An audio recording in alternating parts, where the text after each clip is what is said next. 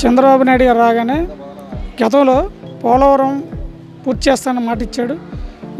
గత ప్రభుత్వం జగన్మోహన్ రెడ్డి గారు ఈ పోలవరం మీద ఎంత నాటకం ఆడేంటి, డయాఫ్రమ్ వాల్ పేరుతో కొన్ని లక్షలు వెచ్చించి నాటకం ఆడి దాని మీద కొన్ని కోట్ల రూపాయలు దోచేశాడు. ఈ రోజు వరకు అతిగతి లేకుండా పడి ఉన్నటువంటి పోలవరం ప్రాజెక్టును పూర్తి చేయడానికి ఆయన చేయకపోగా ఏ రోజు కూడా ఒకసారి రెండుసార్లు సందర్శించాడు. కానీ ఈ రోజున పోలవరం ప్రాజెక్ట్ నేను పూర్తి చేస్తానని మాటిచ్చిన ప్రకారంగా అధికారం చేపట్టగానే ముందు పోలవరం ప్రాజెక్ట్ సందర్శించాడు చంద్రబాబు నాయుడు గారు. ప్రతి నెల నేను ఈ ప్రాజెక్ట్ సందర్శిస్తాను, ఈ 2 సంవత్సరాల్లో దీన్ని పూర్తి చేస్తానని చెప్పేసి కూడా ఆయన మాట ఇవ్వడం జరుగుతుంది.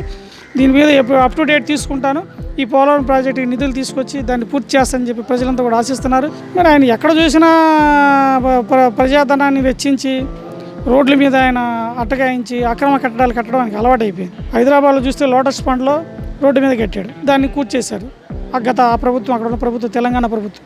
అదేవిధంగా ఇక్కడ కూడా కట్టి ప్రజలకు ఇబ్బందికరంగా ఆ రోడ్లు ఎవరు నడవకుండా అట్టగాయించేసి మొత్తం బ్లాక్ చేసేసి ప్రజలకి అనేకమైన ఇబ్బందులు చేకూర్చాడు. తెలుగుదేశం ప్రభుత్వం రాగానే దాన్ని తొలగించేసి అందరికీ రహదారికి చేసి ప్రజలందరూ కూడా చాలా సంతోషిస్తున్నారు. ఈ రోజు మాకు చాలా సంతోషంగా ఉంది, ఈ రోడ్డు బ్లాక్ చేయకుండా మమ్మల్ని అందరినీ నడవడానికి ఏర్పాటు చేశారని చెప్పి చాలా సంతోషిస్తున్నారు. 5 సంవత్సరాల కాలంలో ఋషికొండ అనేది ఇది వరకు ఆ ఋషికొండ ఎవరు ఏమీ చేయలే, ఎన్ని ప్రభుత్వాలు వచ్చినా. కానీ ఈయన దాని మీద దృష్టి పెట్టాడు. మాట్లాడితేనే వైజాగ్ని రాజధాని చేస్తానని చెప్పి అంటూనే అక్కడ వెళ్ళి 5 సంవత్సరాల్లో ఆ ఋషికొండని మరి ఏం చేశాడో ఎవరికి తెలియదు. ఇప్పటివరకు అధికారులకు తెలియదు, ఆ ప్రభుత్వం ఎవరికి తెలియదు, ప్రభుత్వ నాయకులు తెలియదు.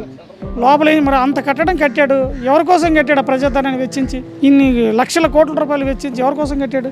మరి ఆ గత ప్రభుత్వంలో చంద్రబాబు నాయుడు ప్రజల కోసం కట్టిన ప్రజాదర్బార్ని కూల్చేశాడు. ఇవాళ అలాగే చంద్రబాబు నాయుడు కూలుస్తాడు, దాన్ని కూల్చాడు కదా. కూల్చాలని ఉద్దేశం ఆయనకి లేదు. ఎందుకు కట్టాడు చూసి అంత అందంగా ఇన్ని కోట్లు వెచ్చించి కట్టింది ఎలా ఉపయోగించాలి? దాన్ని ప్రజల కోసం ఉపయోగించాలా, ప్రభుత్వం కోసం ఉపయోగించాలి అని ఇప్పుడు నిర్ణయం తీసుకుంటారు. దాన్ని అంత ధనాన్ని వెచ్చించి, ప్రజాధనాన్ని వెచ్చించి ప్రభుత్వాన్ని పక్కదో పట్టించి ఎవరికి తెలియకుండా ప్రజా నిరంకుశ పాలనకి ఆయన చరమగీతం పాడి ఈరోజు తెలుగుదేశం ప్రభుత్వం ప్రజలు అధికారం ఇచ్చారు. ల్యాండ్ టైటిల్ యాక్ట్ అనేది జగన్మోహన్ రెడ్డి ఆడినటువంటి ఒక గొప్ప నాటకం.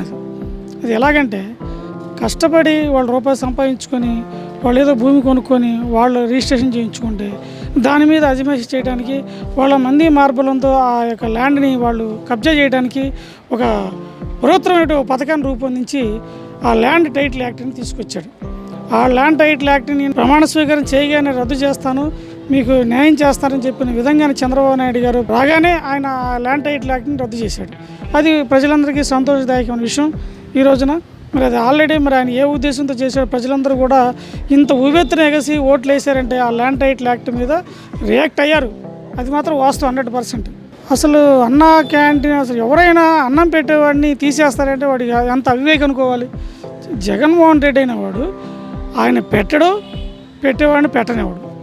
అటువంటి దుస్థితిలో తెలుగుదేశం పార్టీ గతంలో అన్నా క్యాంటీన్లు పెట్టి అన్నం లేనటువంటి నిరుపేదలకి, రోడ్డు మీద నుండి అడుక్కునే వాళ్ళకి, మరి యాచకులకి, వీళ్ళందరికీ కూడా 5 రూపాయలు పెడితే పట్టెడు అన్నం తిని ఆకలి చల్లార్చుకుని ఆ చెట్టు కింద ఎక్కడో వాళ్ళు జీవించేవాళ్ళు. అటువంటి జీవనాన్ని కూడా కాలదన్ని ఆ అన్నా క్యాంటీన్లు తీసేసి ప్రజలకి మరి ఆయన ఒక రాక్షసులాగా తయారయ్యి మరి ఎవరైనా చెప్తే కూడా నవ్వుతారు. అసలు నోటికాడ అన్నం తీసేయడం ఏంటని చెప్పేసి చాలామంది ఆ రోజున మరి చాలామంది అడిగారు. వాళ్ళ నోళ్ళు మూయించాడు జగన్మోహన్ రెడ్డి.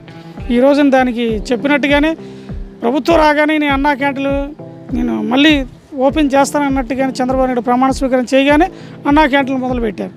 అది ప్రజలందరికీ చాలా సంతోషదాయకమైన విషయం. ఎందుకంటే అన్నం అనేది ఆకలి తీర్చేటువంటి వాడు ఎవరైనా సరే సంతోషిస్తాడు. పెన్షన్స్ మరి ఆ రోజున ఆయన 250 4 విడతలకు పెంచి అదేదో ఒక పెద్ద గొప్ప కార్యక్రమంగా తీసుకొని ఆ 250 చేసి విపరీతమైనటువంటి ప్రచారం చేసుకున్నాడు ఆయన. కానీ ఈరోజు చంద్రబాబు నాయుడు ప్రచారానికి కాదు, ప్రచారానికే కొన్ని కోట్లు వెచ్చించాడు. ఇతర పార్టీలకు కూడా ప్రచారానికి ఓటింగ్స్ కూడా లేకుండా మొత్తం ఆ వ్యవస్థను కొనేసాడు ఆయన. వ్యవస్థను కొనేసి ఎవరు కూడా ప్రచారం చేయకూడదు, ఎవరు కూడా బ్యానర్ కట్టకూడదని ఒక వ్యవస్థని ఆయనే కబలించేసి మోనోపాలిగా ఆయన ప్రచారం చేసుకున్నాడు 250 పెంచాలని. కానీ చంద్రబాబు నాయుడు అలా ప్రచారానికి వ్యక్తి కాదు. ఆయన చేస్తానన్నది చేయటమే ఆయన జయం. తెలుగుదేశం పార్టీ రాగానే నేను 1000 రూపాయలు పెంచుతాను, ఆ గతంలో కూడా 3 నెలలు కల్పిస్తానని చెప్పాడు.